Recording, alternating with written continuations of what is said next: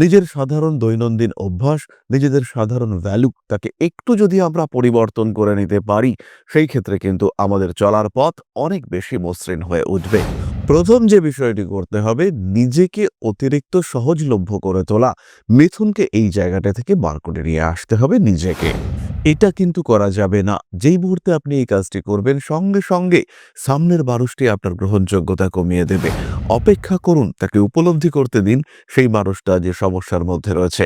আপনার অভ্যাস, আপনি এরকমই সাহায্য করাই আপনার মানসিকতা। মানুষকে গিয়ে সাপোর্ট করতে আপনি চাইছেন, কিন্তু তার আগে অন্তত একটিবারের জন্য সেই মানুষটিকে উপলব্ধি করতে দিন যে সেই মানুষটি সমস্যায় রয়েছে। মিথুন স্বাভাবিকভাবেই অনেক উদার প্রকৃতির মানুষ, যথেষ্ট সহজ সরল মানুষ এবং তারা মানুষকে সাহায্য করতে ভালোবাসেন। কিন্তু উদারতা ভালো হলেও ইউজড হওয়া কিন্তু অতটা ভালো নয়। উদারতা প্রদর্শন করতে গিয়ে যদি আপনি ইউজড হয়ে পড়েন, যদি সেই কারণে আপনার ক্ষতি হয়, যদি আপনার পরিবার ডিস্টার্বড হয়, সেই ক্ষেত্রে অবশ্যই আপনাকে চিন্তাভাবনা করতে হবে। সেই ক্ষেত্রে অবশ্যই এই জায়গাটিতে একটি নিয়ন্ত্রণ নিয়ে আসার প্ল্যানিং এটা আপনাকে করতে হবে। বছরের শুরু থেকেই কত টাকা সেভিংস করবেন, তার জন্য কোন মাসে কি পরিকল্পনা, কোন পথে হাঁটবেন, কোন দিকে যাবেন, এটা আপনাকে ঠিকঠাক করতে হবে। যতটা সম্ভব এই পরিকল্পনা মেনটেন করে আপনাকে চলবার চেষ্টা করতে হবে।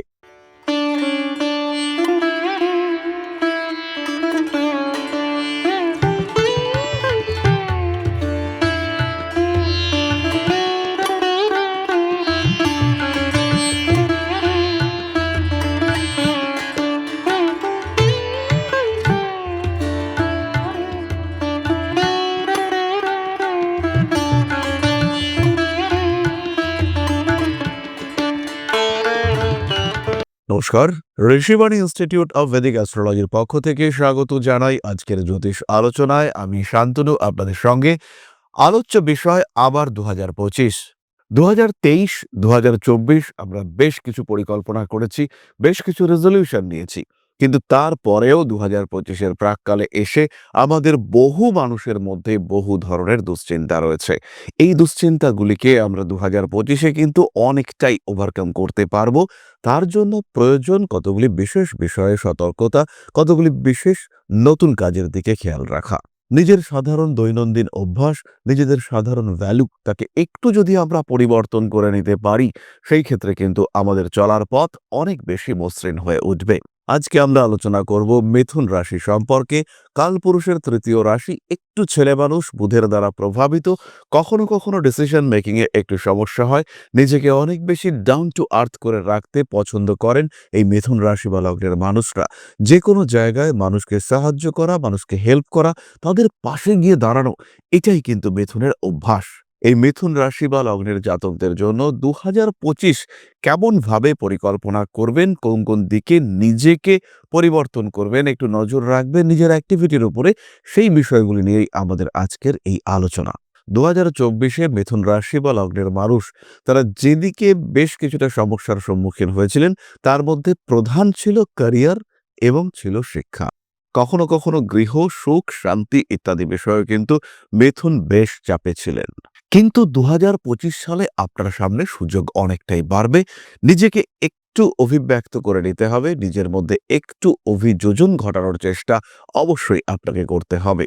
কি কি করতে পারেন মিথুন নিজেকে আর একটু বেটার লাইফ দেওয়ার জন্য, নিজেকে আর একটু বেশি ভালো রাখার জন্য, সেই বিষয়গুলি নিয়েই আমরা আলোচনা করব। প্রথম যে বিষয়টি করতে হবে, নিজেকে অতিরিক্ত সহজলভ্য করে তোলা। মিথুনকে এই জায়গাটা থেকে বার করে নিয়ে আসতে হবে নিজেকে। যখনই কোনো মানুষের সমস্যা হচ্ছে, যখনই কোনো মানুষ আপনার পাশে বিপদে পড়ছে, সমস্যায় রয়েছে, আপনি ঝাঁপিয়ে পড়ছেন, তাকে সাপোর্ট করছেন, সাজেশন দেওয়ার চেষ্টা করছেন। কিন্তু এবার থেকে একটু ওয়েট করতে হবে তার প্রয়োজন উপলব্ধি করবার জন্য। সেই মানুষটা যখন আপনার কাছে আসছেন, সেই মানুষটা এসে যখন সাহায্য চাইছেন, তখন আপনি সাহায্য করুন। অবশ্যই তাকে বিপদ থেকে বার করে নিয়ে আসুন, তার পাশে দাঁড়ান। কিন্তু কখনোই নিজেকে অতি সহজলভ্য করে তোলা যাবে না। আপনি বুঝতে পারছেন সামনের লোকটা ভুল করছে, সরাসরি এগিয়ে গিয়ে তাকে সাজেশন দিতে গেলেন যে ভাই তুমি এটা করছো, এটার রেজাল্ট কিন্তু নেগেটিভ হবে, তুমি কিন্তু সমস্যায় পড়তে পারো। এটা কিন্তু করা যাবে না। যেই মুহূর্তে আপনি এই কাজটি করবেন সঙ্গে, সঙ্গে সামনের মানুষটি আপনার গ্রহণযোগ্যতা কমিয়ে দেবে। অপেক্ষা করুন, তাকে উপলব্ধি করতে দিন সেই মানুষটা যে সমস্যার মধ্যে রয়েছে। আপনার অভ্যাস, আপনি এরকমই সাহায্য করাই আপনার মানসিকতা। মানুষকে গিয়ে সাপোর্ট করতে আপনি চাইছেন, কিন্তু তার আগে অন্তত একটিবারের জন্য সেই মানুষটিকে উপলব্ধি করতে দিন যে সেই মানুষটি সমস্যায় রয়েছে। দ্বিতীয়ত, মিথুন রাশি বা লগ্নের মানুষরা রিলেশনশিপগুলিকে অত্যন্ত গুরুত্ব দিয়ে থাকেন। হতেই পারে অনেক দূরের রিলেশনশিপ, কিন্তু আপনার সঙ্গে ভীষণ ক্লোজ, অবশ্যই হতে পারে। আবার এটাও হতে পারে ভীষণ কাছের রিলেশনশিপ, কিন্তু প্রতি মুহূর্তে আপনার ক্ষতি করার চিন্তা করছে। বছরের প্রথম মাস নতুন করে শুরু করা যেতেই পারে। যখনই আপনি আমার এই ভিডিওটি দেখছেন, কাগজ কলম নিয়ে বসে যান, সরাসরি নিজের জীবনে কারা ডিস্টার্ব ক্রিয়েট করছে তাদেরকে আইডেন্টিফাই করে ফেলুন। হতেই পারে যথেষ্ট কাছের মানুষ, হতেই পারে আপনার বেশ ভালোবাসার পাত্র, কিন্তু যদি তিনি আপনার ক্ষতি করবার চেষ্টা করে থাকেন, আপনি উপলব্ধি করতে পারেন, তাহলে সরাসরি তাকে নিজের জীবন থেকে দূরে সরিয়ে রাখার চেষ্টা করুন। স্ট্রিক্ট ডিসিশন নিতে হবে মিথুনকে। মিথুনের জন্য স্ট্রিক্ট ডিসিশন নেওয়া অত্যন্ত কঠিন, কিন্তু যদি 2025-এ আরেকটু বেটারমেন্ট চান, আরেকটু ভালো জায়গায় নিজেকে রাখতে চান, সরাসরি স্ট্রিক্ট ডিসিশন নেওয়া প্র্যাকটিস করুন। স্পেশালি আর্দ্রা নক্ষত্রের দ্বিতীয় চরণ, তৃতীয় চরণ, পুনর্বসু নক্ষত্রের মানুষজন, এরা কিন্তু এই ডিসিশন মেকিং এর প্রবলেমে ভীষণভাবে ভোগেন। এবং মিথুনের মন, মিথুনের মানসিকতা হলো সবাইকে নিয়ে চলবার। মিথুন একা চলতে পছন্দ করেন না, কিন্তু সবাইকে নিয়ে চলার পথে যদি বেশ কিছু মানুষ এমন চলে আসে যারা কন্টিনিউয়াসলি আপনাকে ডিস্টার্ব করছেন, তাহলে আপনার পথ থাকবে, কিন্তু চলাটা আর হবে না। সবাই থাকলেও আপনার অগ্রগতি বাধাপ্রাপ্ত হবেই। সুতরাং যদি কোনো অপ্রয়োজনীয় বিষয় আপনার চলার পথে থাকে, তাকে অপসারণ করা, তাকে বর্জন করা, এটাই কিন্তু আপনার জন্য উচিত এবং সঠিক। চতুর্থত, বছরের প্রায় অনেকটা সময় মিথুনের উপরে বৃহস্পতির অবস্থান থাকবে। এই সময় মিথুনের উদারতা বাড়তে দেখতে পাওয়া যাবে। মিথুন স্বাভাবিকভাবেই অনেক উদার প্রকৃতির মানুষ, যথেষ্ট সহজ সরল মানুষ, এবং তারা মানুষকে সাহায্য করতে ভালোবাসেন। কিন্তু উদারতা ভালো হলেও ইউজড হওয়া কিন্তু অতটা ভালো নয়। উদারতা প্রদর্শন করতে গিয়ে যদি আপনি ইউজড হয়ে পড়েন, যদি সেই কারণে আপনার ক্ষতি হয়, যদি আপনার পরিবার ডিস্টার্বড হয়, সেই ক্ষেত্রে অবশ্যই আপনাকে চিন্তাভাবনা করতে হবে। সেই ক্ষেত্রে অবশ্যই এই জায়গাটিতে একটি নিয়ন্ত্রণ নিয়ে আসার প্ল্যানিং, এটা আপনাকে করতে হবে। পঞ্চম বিষয়টি হলো প্রপার সেভিংস প্ল্যান এবং মানি ম্যানেজমেন্ট। বছরের শুরু থেকেই কত টাকা সেভিংস করবেন, তার জন্য কোন মাসে কি পরিকল্পনা, কোন পথে হাঁটবেন, কোন দিকে যাবেন, এটা আপনাকে ঠিকঠাক করতে হবে। যতটা সম্ভব এই পরিকল্পনা মেনটেন করে আপনাকে চলবার চেষ্টা করতে হবে। এগুলি ছাড়াও কতগুলি অত্যন্ত সহজ সরল টিপস রয়েছে যেগুলি মিথুনকে ভীষণ ভালো রাখবে, 2025টাকে বেশ সহজ সরল করে তুলতে পারবে। তার মধ্যে প্রথমটি হলো অন্তত 5টি ফলদায়ী বৃক্ষের চারা রোপণ করার চেষ্টা। এটা অবশ্যই করা উচিত মিথুনের ক্ষেত্রে। 5টির পরিবর্তে 14টি, 23টি বৃক্ষের চারাও রোপণ করা যেতে পারে, এবং এই কাজটি করলে আপনি কিন্তু ভালো থাকবেন। পারিপার্শ্বিক পরিস্থিতি অনেক সুন্দর হয়ে উঠবে, অনেক ভালো থাকার সুযোগ আপনার সামনে আসবে। দ্বিতীয় যে কাজটি করতে পারেন সেটি হলো গবাদি পশুর সেবা। গবাদি পশুকে খাওয়াতে হবে, এবং অবশ্যই যেটি খাওয়াবেন সেটি হচ্ছে কাঁচা ছোলার গাছ। তৃতীয়ত যে কাজটি করা যেতে পারে, 5টি বালককে কিছু শিক্ষা উপকরণ দান করা যেতে পারে, এবং এই শিক্ষা উপকরণের মধ্যে অবশ্যই কিন্তু পেন্সিল থাকবে, ইরেজার থাকবে। আর এই শিক্ষা উপকরণের মধ্যে একটি জিনিসকে অবশ্যই অ্যাভয়েড করতে হবে, সেটি হলো শার্পনার। অর্থাৎ কোনো ধারালো জিনিস সেটি কিন্তু আপনি এই দানের মধ্যে কখনোই রাখবেন না। পঞ্চমত, মিথুন যে কাজটি করতে পারেন সেটি হলো কোনো গর্ভবতী মহিলাকে শাল উপহার দিতে পারেন এই শীতকালের সময়।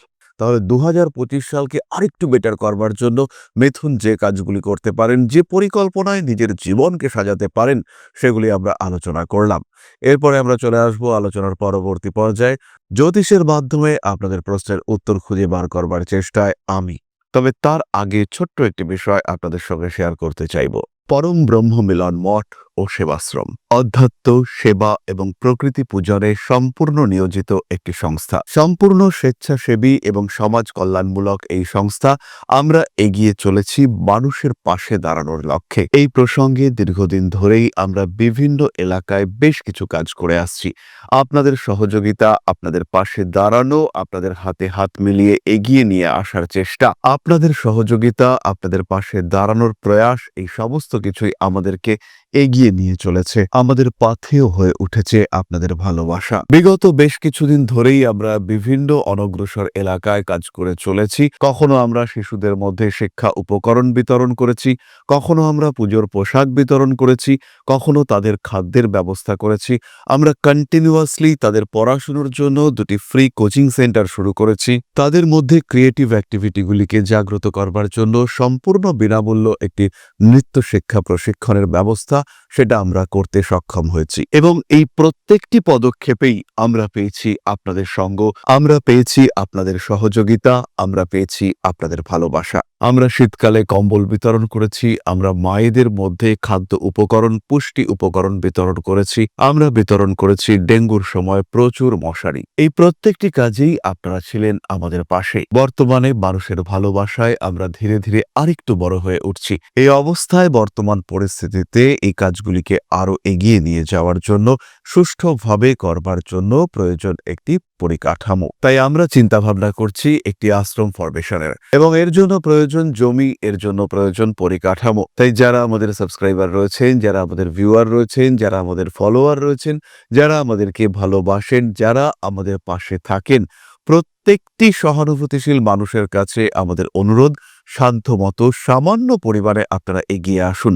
বিন্দু বিন্দুতে সম্পূর্ণ হবে সিন্ধুর গঠন, তৈরি হবে পরম ব্রহ্মমিলন মঠ ও সেবাশ্রমের পরিকাঠামো। তাই যারা বিভিন্ন সময় বিভিন্ন অবস্থায় মানুষের পাশে গিয়ে দাঁড়ান, যারা প্রকৃতিকে ভালোবাসেন, যারা জীবনকে এগিয়ে নিয়ে যাওয়ার পথে অন্যকে সাহায্য করতে পছন্দ করেন, সেরকম প্রত্যেকটি মানুষের কাছে আমাদের সাধারণ অনুরোধ, আমাদের এই মহৎ উদ্দেশ্যকে সফল করে তুলবার জন্য যতটুকু সম্ভব, যতটুকু সাধ্য অবশ্যই এগিয়ে আসুন, বাড়িয়ে দিন সামান্য সহযোগিতার হাত।